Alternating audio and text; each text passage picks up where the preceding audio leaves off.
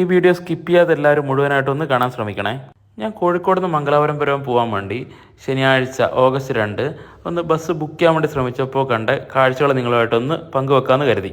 ഈ ശനിയാഴ്ചത്തെ ഈ ബസ്സിൻ്റെ എല്ലാ ചാർജുകൾ ഇതിൽ നിങ്ങൾക്ക് കാണാം, അതൊന്ന് നോട്ട് ചെയ്യണേ. അതിനുശേഷം ഞാൻ ഡേറ്റ് ഒന്ന് ചേഞ്ച് ചെയ്തു.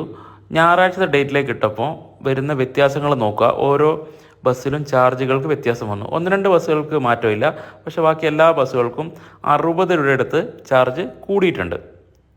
ഞാനിത് വീണ്ടും ഡേറ്റ് മാറ്റി 4-ാം തീയതിയിലേക്ക് മാറ്റി, അതായത് മൺഡേയിലേക്ക് മാറ്റിയപ്പോൾ മൺഡേയിൽ അതുപോലെ ഒരു 2 ബസ്സിനോ മറ്റോ കൂടി കണ്ടു, ബാക്കി കുറഞ്ഞും കണ്ടു. ശ്രദ്ധിച്ചാൽ മതി, ആ മൾട്ടി ആക്സലിന് പ്രൈസ് കൂടി, ബാക്കിയൊക്കെ പഴയ റേറ്റിലേക്ക് വന്നിട്ടുണ്ട്. ഞാനിത് സംശയം തീർക്കാൻ വേണ്ടി ഒരാഴ്ച ഇടവിട്ട് 10-ാം തീയതി വീണ്ടും ഒന്ന് ഡേറ്റ് മാറ്റി നോക്കി. അപ്പം വീണ്ടും ചാർജുകൾ കൂടിയിട്ടുണ്ട്. അതായത് 3 ദിവസം നമ്മൾ നോക്കിയപ്പോൾ 3 ദിവസവും 3 ചാർജാണ് KSRTC ബസ്സിൽ. പ്രൈവറ്റ് ബസ്സിലൊക്കെ ഞാനിത് കണ്ടിട്ടുണ്ട്, KSRTC ഞാൻ ആദ്യമായിട്ട് കാണുകയാണ്.